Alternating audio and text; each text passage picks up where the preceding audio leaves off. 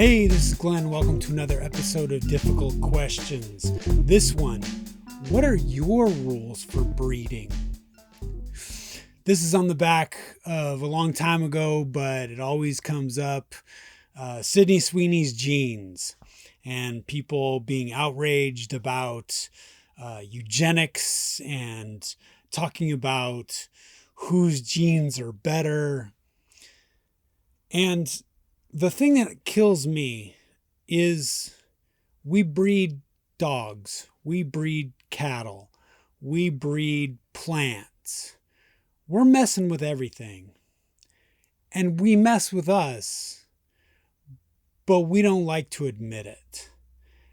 And I just wanted to explore that because people seem a little ridiculous to me. Now, state-sanctioned or authoritative decisions on who can have children?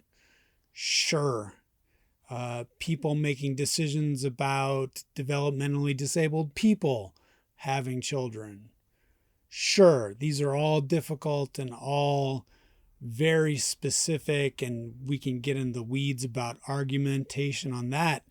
But I just wanted to talk about normal, everyday people and the way that we choose our partners and the problems we have actually admitting that.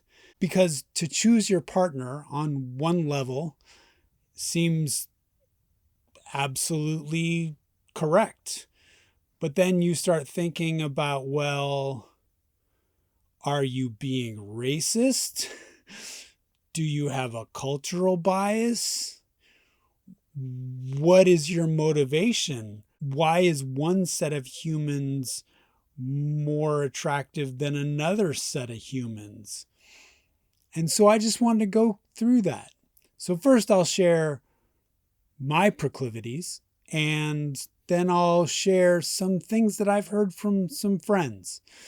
So one, I don't want to have kids. Never wanted to have kids. So I'm not doing it. But I also have some social reasons for not wanting to have kids. I worked at a children's receiving home when I was 19 or 20, and I saw all these kids that had messed up families. And I thought, I don't want to add the possibility of more messed up people into this world. Why don't I just help the ones that are already here? And then number three, my mother's side of the family has had some problems with lower extremity circulation. And I started to have that in my teens and always fought it because I didn't want to have problems with circulation. Started getting in motorcycle accidents, keep fighting it. But obviously there is some genetic problem with my line and lower extremity circulation, and I didn't want to pass that on. So those are my reasons. Some things that I've heard.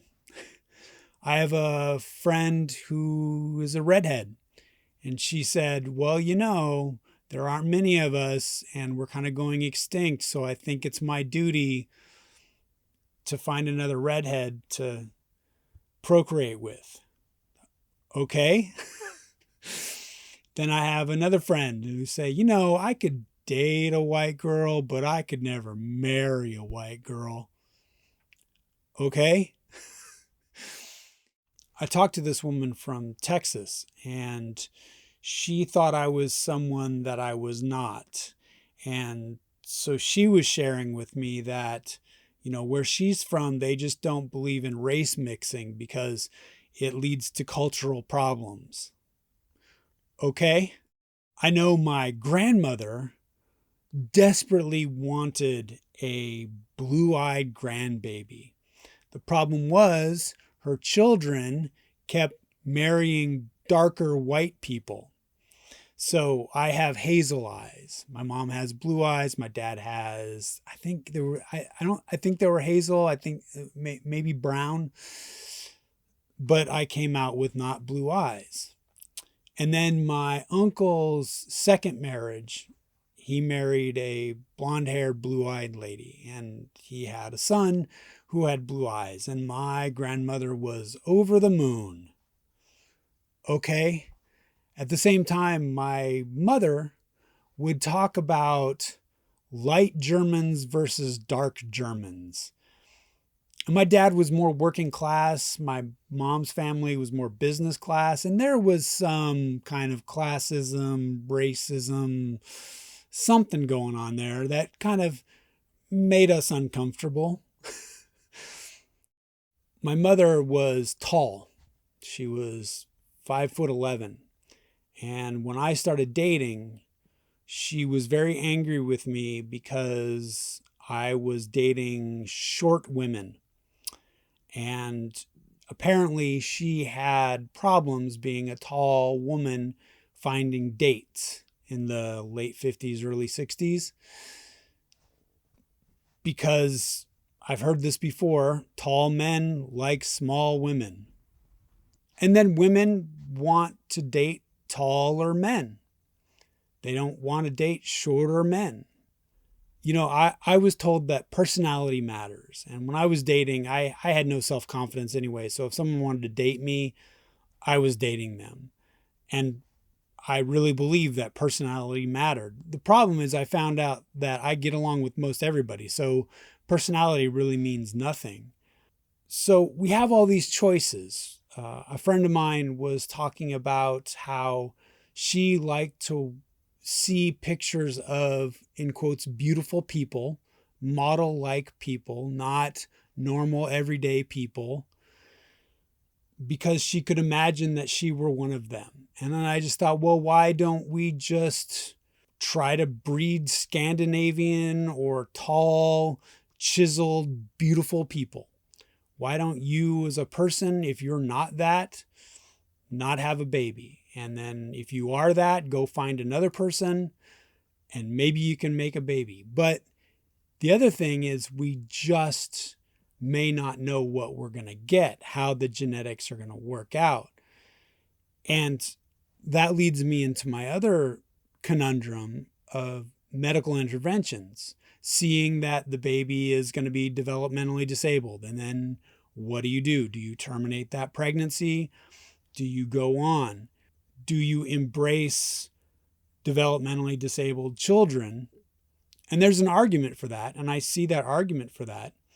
But then the cost of raising that child and the burden of raising that child on the family and on society, if they're paying for them to live because they can't afford to take, or they can't take care of themselves, that's something we need to look at and really address. But we're so afraid to address it. It's not something we like. Someone will start calling you a fascist, or we're going back to eugenics, and we won't even talk about it because it's insulting. But these are real things. I have another friend that she wanted a baby of her own so badly. She just kept going through miscarriage after miscarriage after miscarriage. And I thought, this is brutal on you. What are you doing? She eventually had a child. Okay, good for you. I hope everything works out. The thing that the United States has done is we have opened up free choice to making money for others. I was listening to a drug company commercial, and the commercial said, Trisha has 6 chronically ill children, but with these drugs, we can solve her problems. And I just thought, well, but Trisha, after you had 1 chronically ill child, why would you have 5 more? And maybe she didn't know. And maybe, they're just making it up for the commercial. But this whole idea of wanting to create healthy people is is something that the society would actually want, because healthy people can take care of themselves ideally and produce for the society, where unhealthy people take more from the society than they can give. And that's a real hard thing for people to talk about. One of the things I've heard is that health insurance in Japan is universal health care for all its citizens, but every citizen has a responsibility to keep their health as best as possible. So they eat right, they exercise. That's a social responsibility. Where here, we have learned how to monetize bad health habits, and then we've learned how to monetize those solutions with drugs. Is that what we want? It makes more money, but we have unhealthy people. So when you are looking for the person you want to create children with, what are your decisions? What do you look for? One of the things that always struck me was sperm banks. That was the one place where women could say, I want a man that has this education and this IQ and this height. And they were shopping for sperm donors. And we didn't have a problem with that. But we do have a problem if someone is shopping for a partner. We start to say you can't judge them for their physicality or for their health. We used to have mandatory blood tests for marriage. We don't do that anymore. I guess it was insulting to people or an extra expense. I was talking to an Irishman who lives in Dubai, and he was saying in order to work in Dubai and be a foreigner, you have to pass a blood test and an x-ray to prove that you're healthy, because they don't want unhealthy people in Dubai. We were talking about the state of health of specifically homeless people in the United States, and the physical health of people that eat badly and don't exercise in the United States, and a country wanting their citizens to be healthy. But in a way, that's fascist, right? That's what Hitler wanted to do, was have healthy people. And we don't want to be like Hitler. So we have unhealthy people, or are we back to personality? I don't know. What are your thoughts? What are your rules to breeding? Thanks.